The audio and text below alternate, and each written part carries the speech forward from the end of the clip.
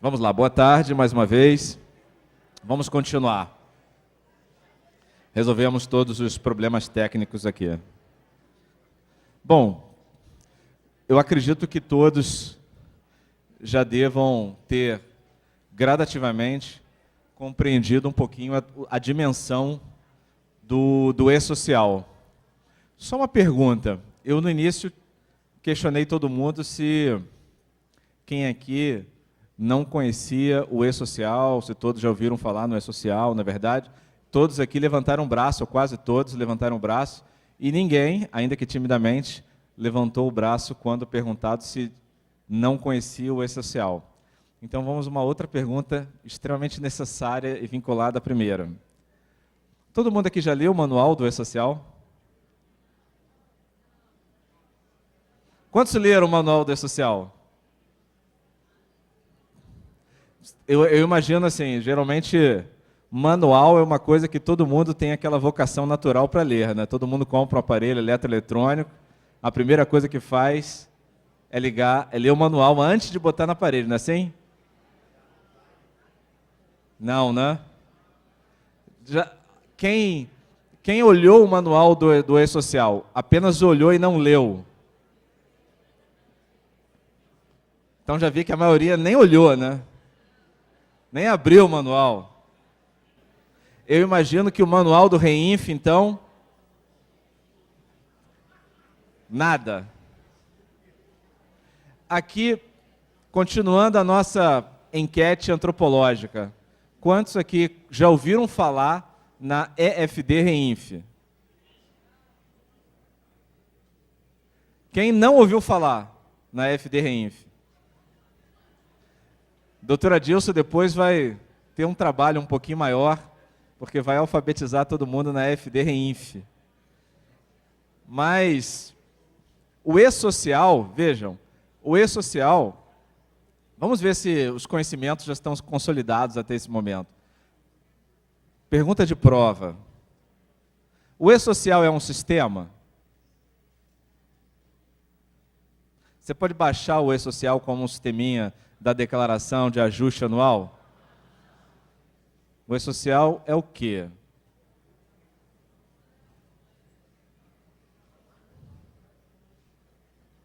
Ele não é um sistema, não é uma coisa única.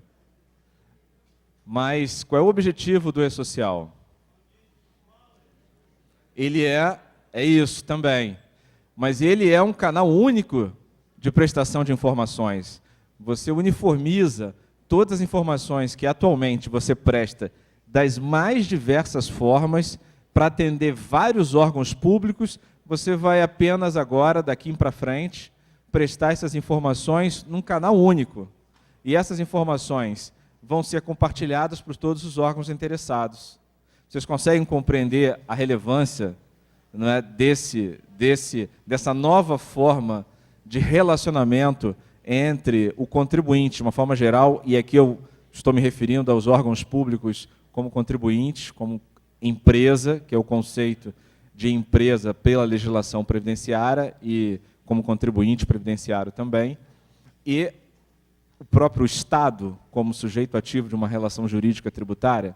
Então, é uma nova forma de relação que se estabelece. Percebam que talvez essa mudança que está se operando agora, já em 2018, já é uma realidade para as empresas cujo faturamento supera 78 milhões em 2016, ano base 2016, vocês estão percebendo que esse é uma nova forma de prestar informações, uma nova forma de relacionamento que realmente impõe um ônus grande para o contribuinte, porque tem um investimento que tem que ser feito.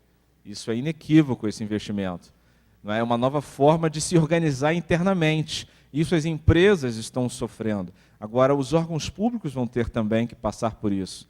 Não é? É uma nova forma de pensar, porque as informações elas têm que ser enviadas na medida em que os fatos que justificam essas informações vão ocorrendo, coisa que até então nunca aconteceu. Então, para atender todas as demandas que existiam até então, as empresas foram se organizando de forma, muitas vezes, separada internamente, de forma, muitas vezes, que não havia um relacionamento interno, porque assim bastava para atender, né, a burocracia que o Estado exigia. Só que, em função disso, saiu recentemente mais ou menos, tá, foi no ano retrasado, numa pesquisa de uma revista do Banco Mundial, falando, uma revista Doing Business, tratando exatamente sobre essa questão de negócios e o quanto as empresas elas gastam com a burocracia do Estado em termos de horas por ano, não é? E montaram um ranking, e o Brasil ficou na honrosa última colocação, quer dizer, o 0,1 de trás para frente, em quantidade de horas, porque passou de 2.000 horas por ano, praticamente 2.600 horas por ano, que as empresas, em média, precisam dedicar ao Estado para atender todas as obrigações que existem nas mais diversas manifestações. A ideia com o SPED, e sobretudo agora com o E-Social, é reduzir essa quantidade absurda de horas, de 2.600 para talvez apenas 600, que ainda é muito, que nós ainda precisamos de melhorar. Mas a ideia é fazer com que cada atividade econômica, cada empresa, inclusive os órgãos públicos, não tenham que manter uma estrutura administrativa interna imensa, muitas vezes, para atender essas obrigações previstas em lei. Por isso é a questão. Então, percebam, essa nova forma de pensar, ela não está vinculada realmente, como já foi falado aqui, por uma ideia governamental ou um objetivo, uma meta de um governo A, B ou C. Essa ideia já foi pensada há muito tempo antes, há mais de 7 anos, ela tem ultrapassado os governos e é um projeto de Estado que tem verdadeiramente um objetivo muito maior do que simplesmente arrecadar. O objetivo não é, na realidade, arrecadar, quer dizer, aumentar a carga tributária, como se pode imaginar no primeiro momento. Pelo contrário, nós precisamos agora, e talvez seja um dos primeiros grandes projetos que existem, que estão sendo implementados, onde o objetivo não é esse. O objetivo principal é nós melhorarmos a qualidade das nossas informações, dos nossos dados.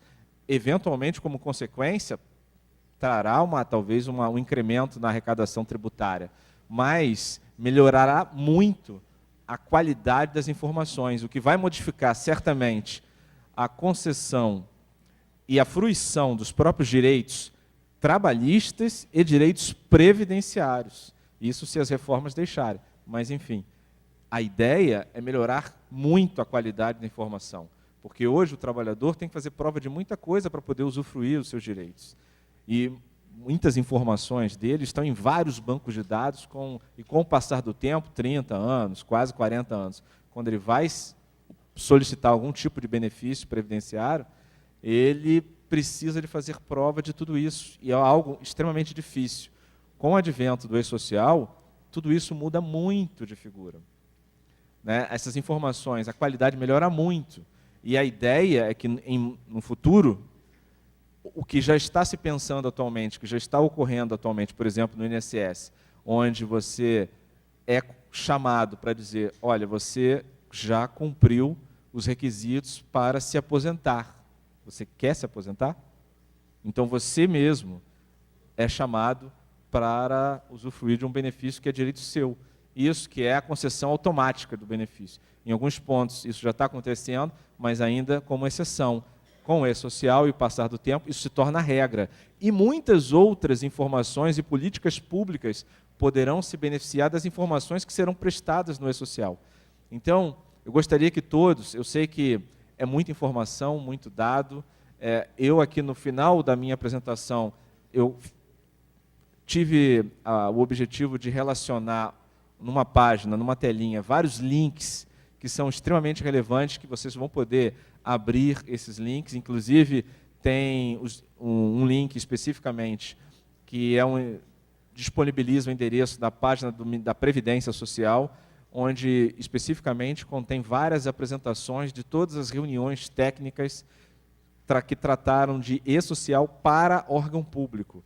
Então, todas elas que ocorreram, pelo menos umas 5 reuniões, não é, ao longo de 2 anos, elas estão lá, todas as apresentações, dados, observações, eu coloquei o link lá, então tem bastante material para leitura, para poder se aprofundar, não vão sair daqui sem ter aonde se aprofundar se quiserem, além da leitura do manual de orientação sobre o e-social. A ideia do manual é, de fato, disponibilizar uma ferramenta onde a pessoa possa ler o manual e conseguir entender. A única questão é, a leitura do manual de orientação social, que é o MOIS, não é?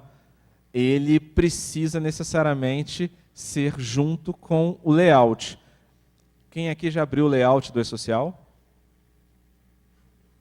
O pessoal é tímido, o pessoal levanta a mão assim.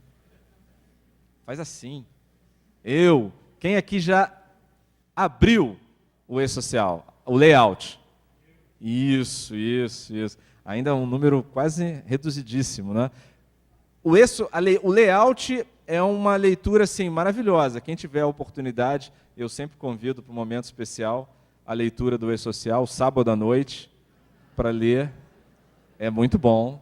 Abre uma taça de vinho, abre um vinho, enche uma taça, né? E vai ler o layout do e-social. É ótimo. Vai dar para entender bem. E aí lê o layout junto com o manual. Casado, entendeu? E no intervalo da novela, lê o manual de orientação do REINF, porque ele é pequenininho, dá para ler rapidinho. Entendeu? É coisa rápida. Então, são 2 manuais. O MOIS, que é o Manual de Orientação do E-Social, e algo mais próximo da gente, que é o MOR. Olha o nome, como é que é meigo. MOR. Manual de Orientação do REINF. Né? Da REINF, da FD REINF, que é um E-Social. É um E-Social, só que é um E-Social que trata apenas das contribuições previdenciárias substitutivas. Aquelas contribuições previdenciárias que não incidem sobre a folha de pagamento, as contribuições previdenciárias ou situações de retenção na fonte para imposto de renda e o recolhimento previdenciário decorrente dos serviços prestados mediante cessação de mão de obra. Então, tributação substitutiva, contribuição sobre a receita bruta, clube de futebol, comercialização rural de pessoa jurídica e agroindústria, cessão de mão de obra, retenção na fonte de imposto de renda, esses dados vão estar lá no REINF e o Adilson vai detalhar isso muito mais para vocês. Agora, o nosso objetivo é tratar no e-social dos eventos periódicos. Não é? A doutora Margarida ela falou anteriormente sobre os eventos iniciais, toda a parte dos eventos de tabela e os eventos não periódicos. E vamos agora tratar dos eventos periódicos, que são os eventos principalmente remuneratórios, que é o S1200, S1202, S1207, S1210, que ela já até enunciou mais ou menos a característica de todos eles. Esse S, já repararam, é de E-Social.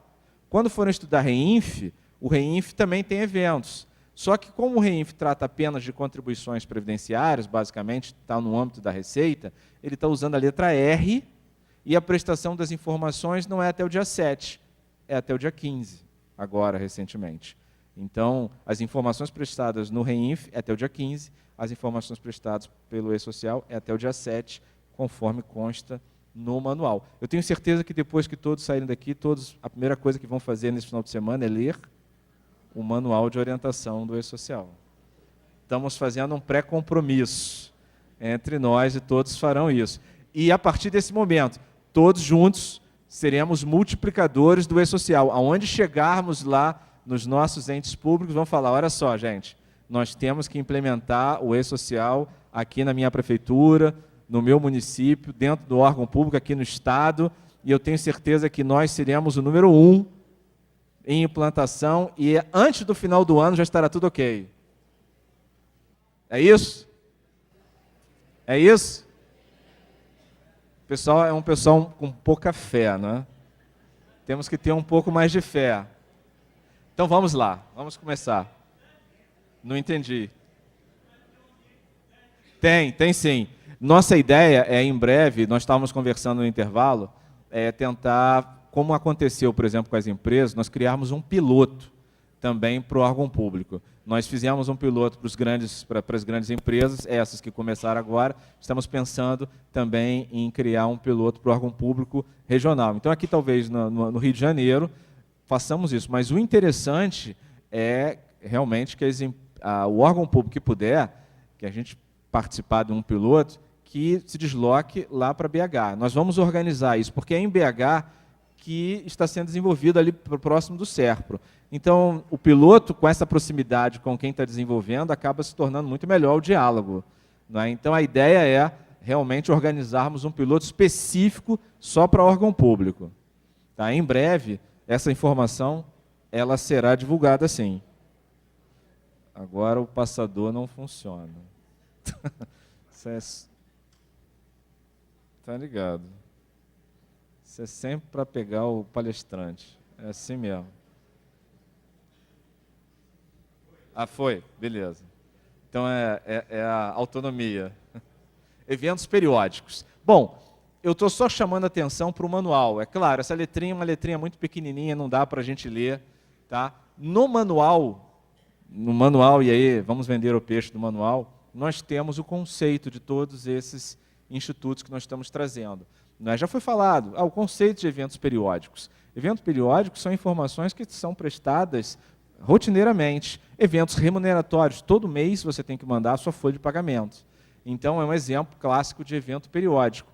Né? Então, o manual de orientação, ele detalha os eventos, ele fala do conceito e diz quais são, basicamente, esses eventos. Então, ele trata o S1200, que é o evento da remuneração do trabalhador, e esse trabalhador que está vinculado a regime geral da Previdência Social, o S1202, que é o que muitos municípios e estados do Rio de Janeiro vão usar, que é o evento que trata da remuneração daquele ente público que possui regime próprio de Previdência Social. Nós já conseguimos, já sabemos muito claramente que há uma diferença clássica entre regime jurídico administrativo e regime previdenciário. São duas coisas bem distintas. Né? Então, o vínculo, muitas vezes, do trabalhador com o ente, ele pode ser um vínculo estatutário, ele pode ser um vínculo seletista. Agora, o vínculo dele com a entidade previdenciária é diferente. O estatutário, normalmente ele vai ter uma previdência específica, que é o regime próprio. O vínculo seletista, a previdência é do regime geral da Previdência Social, que é um regime residual. Todo aquele que não possui, que trabalha onerosamente e que não possui um regime próprio de Previdência Social, ele está alocado no regime geral. O regime geral da Previdência Social é um regime residual. Então, ele compreende, ele abarca todos os trabalhadores da iniciativa privada, inclusive pública, que não forem servidores públicos titulares de cargo efetivo. Então, nos municípios, existem muitos servidores públicos titulares de cargo efetivo, mas de município que não possui regime próprio. Aqui no Rio de Janeiro, especificamente, a maior parte dos municípios possuem regime próprio. Eu acho que é algo em torno de um pouco mais de 80% dos municípios do nosso estado possuem regimes próprios. Mas nós temos aí quase menos de 20% dos municípios não possuem regime próprio. Então, o município inteiro pode ter servidor público, titular de cargo efetivo, mas está vinculado ao regime geral da Previdência. Sim, exatamente. E ainda temos, claro, os municípios, os órgãos públicos, é muito provável que tenha pessoas com regime próprio e pessoas vinculadas ao regime geral. Então, aquelas pessoas que estão vinculadas ao regime geral, as informações remuneratórias vão ser prestadas no S1200.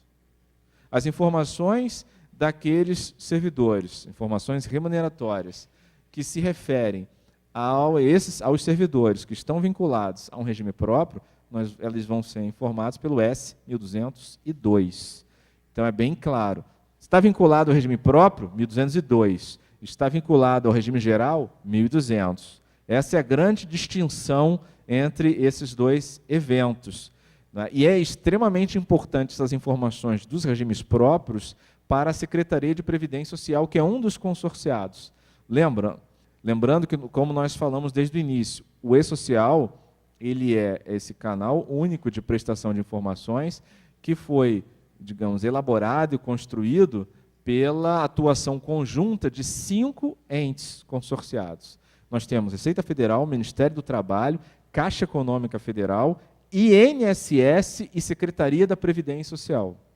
Ah, mas o INSS e a Secretaria da Previdência não são as mesmas coisas? Não, completamente distintos. O INSS aqui atua como órgão que concede benefícios previdenciários na esfera privada, basicamente, e a Secretaria da Previdência Social está aqui como órgão que tem a função de supervisionar os regimes próprios de previdência. Então, essas informações dos regimes próprios de previdência têm uma relevância muito grande para essa Secretaria de Previdência Social. Então, nós aqui estamos tratando desse evento último aqui dessa cadeia. Foi falado os eventos iniciais, não é?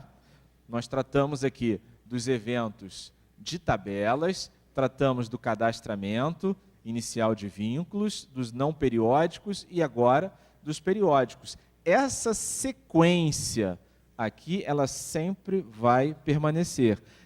Quem tem empregado doméstico, de certa forma, já aprendeu que existe essa sequência, não é? Hoje, é muito comum, quando se contrata alguém, muitas vezes você não tem as informações, não tem dados, então você está pagando, às vezes, um trabalhador sem ter ainda bem, nem colocado, inscreveu ele, registrou em folha, incluiu, assinou carteira. A gente acaba fazendo no dia a dia, né, passos que deveriam ser tomados numa sequência, a gente acaba ultrapassando e mudando essa ordem, que é a ordem prevista em lei. O E-Social, ele não muda a legislação. O E-Social é um instrumento, uma forma de viabilizar o cumprimento da legislação que está posta atualmente, com toda a sua complexidade. Então, nós, talvez, mais adiante, quando estivermos com o E-Social já funcionando plenamente, ele pode acabar nos possibilitando, inclusive com ferramenta argumentativa, para, eventualmente, no futuro, alterar a legislação. Porque vai se ver que, olha, essa do jeito que está não tem como cumprir, porque na prática não dá. O problema é que hoje a gente acaba, muitas vezes, na prática, não fazendo o que está previsto em lei. Com o E-Social, nós teremos que seguir essa sequência. Então, é importante que todos participem ativamente desse momento, inclusive, que ele está sendo construído, principalmente para os órgãos públicos, não é? Nos fornecendo essas informações para que possamos alterar layout já agora, alterar manual, se for o caso, não é? Adequando, inclusive, eventualmente, um ponto ou outro da legislação e propor isso para que, ano que vem, quando ele se torne uma realidade para todos os órgãos públicos, seja algo factível, execuível. Não é? Então, vamos continuar. Bom, esse é um quadrinho que mostra só a situação, não é, do Rio de Janeiro. Eu até coloquei o Espírito Santo aqui, mas que nós temos, aqui no âmbito do Rio de Janeiro, 14 entes com regime geral e 78 entes com regime próprio de previdência, dados de 2017, e um ente com regime próprio em extinção. Então, nós temos 93 entes públicos aqui, basicamente aqui são municípios e um estado, não é? Todos os municípios e o estado do Rio. Então, 83%, 83,8%, eles possuem regimes próprios. Então, a maior parte dos nossos entes públicos no Rio de Janeiro possuem regime próprio. Reparem, por curiosidade, que isso não é uma realidade no Espírito Santo. No Espírito Santo, menos da metade tem regime próprio. A maior parte está no regime geral. Né? E o número de servidores, bom, e esses dados, certamente, eles estão desatualizados, e muito, porque os últimos que eu consegui, que estão disponíveis no site do Ministério da Previdência, são de 2013, então de lá para cá certamente mudou muito, mas no Rio, somando todos os ativos, inativos, pensionistas, nós temos quase 650 mil servidores e 130 mil no Espírito Santo. No Rio, 650 mil. Certamente hoje, eu acredito, deve ser bem mais. Né? Então esse vai ser o nosso público-alvo, principalmente, não é, do evento 1202, não é? Que é o evento onde vão ser prestadas as informações afetas as remunerações dos servidores vinculados ao regime próprio de previdência social. Não esqueça, o simples fato de ser servidor não significa que ele está vinculado ao regime próprio. Então, o servidor com regime próprio, 1.202. O servidor sem regime próprio, 1.200. E todo mundo que não tem regime próprio, 1.200. Esse é o ponto. Que legal. Tá bom. Então, esses são os eventos periódicos. Né? O 1.200, grandão aqui em cima, é esse evento que vai comportar a prestação dessas informações. Folha de pagamento era a ideia inicial de que era uma informação que precisávamos que fosse enviada digitalmente. Então, a folha de pagamento, inclusive, tudo qual é o conteúdo da folha de pagamento que eu vou projetar aqui, no regulamento da Previdência Social hoje, ela diz lá o que é que deve ter numa folha de pagamento.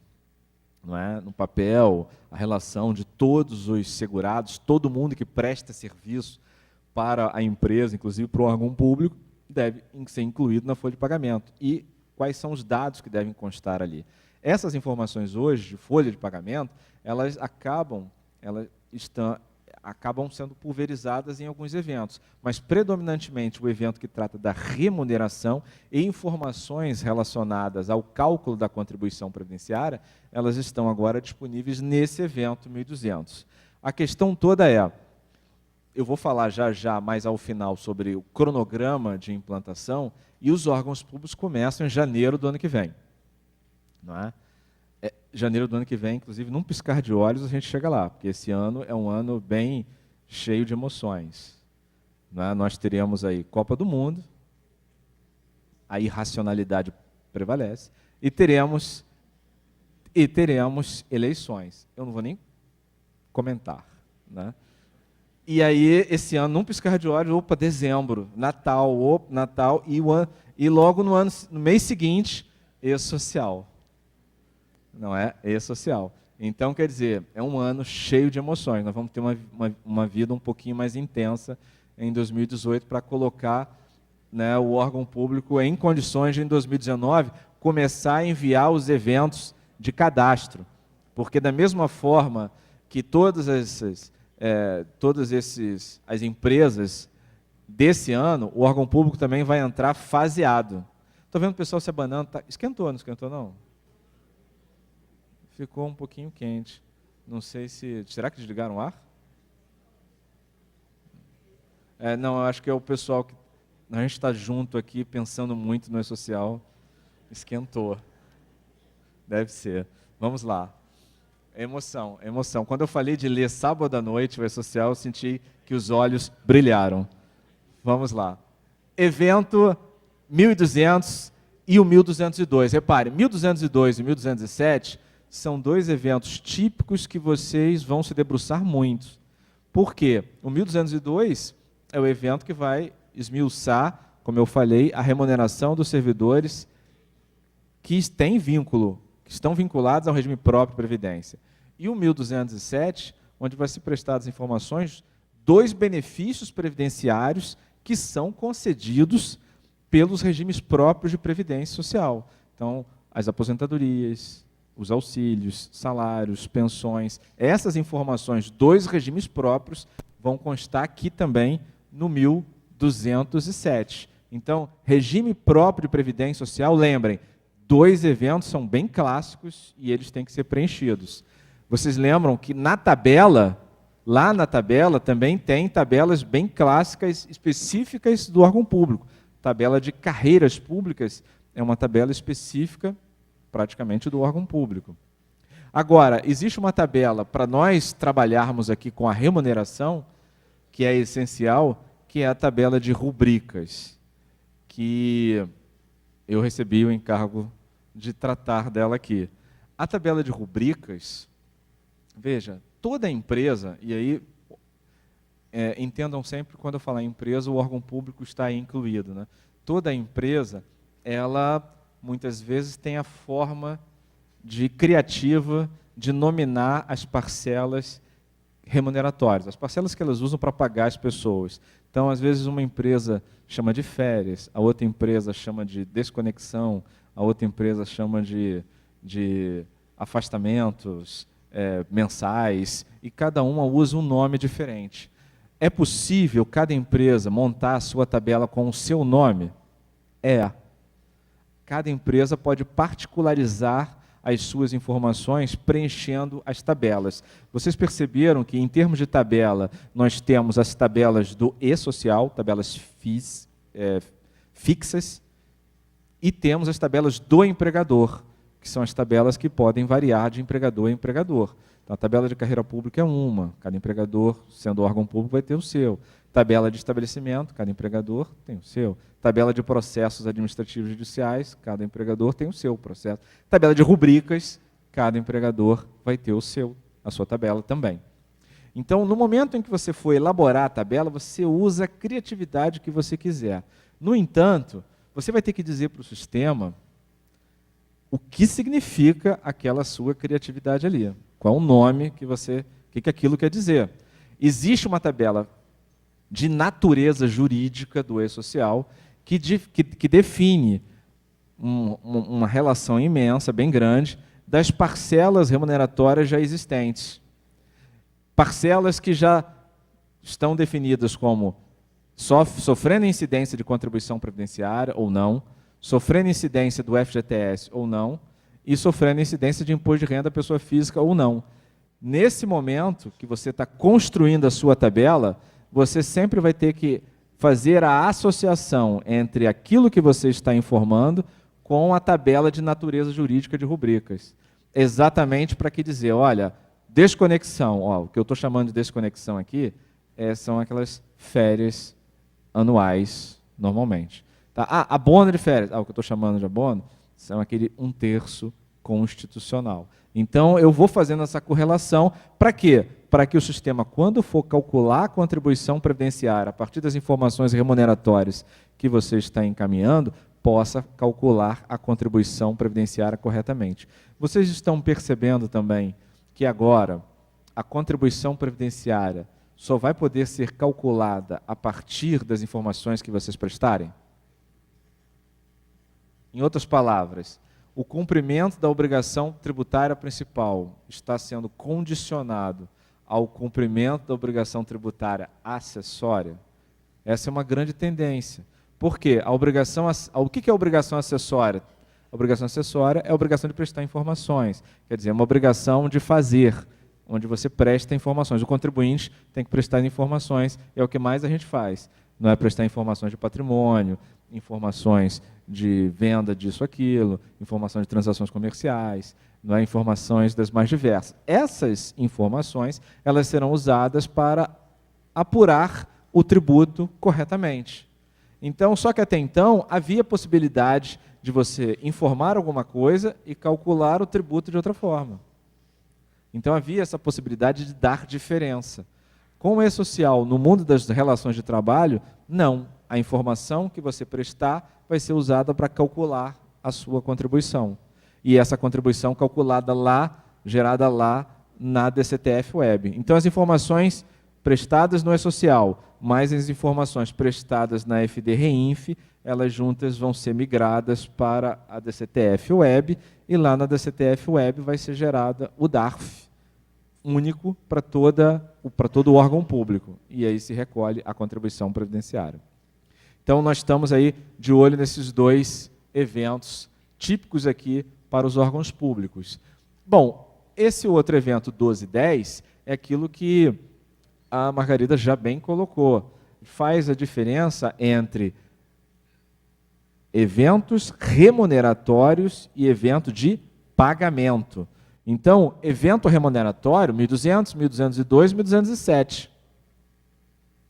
Regime de competência. Isso.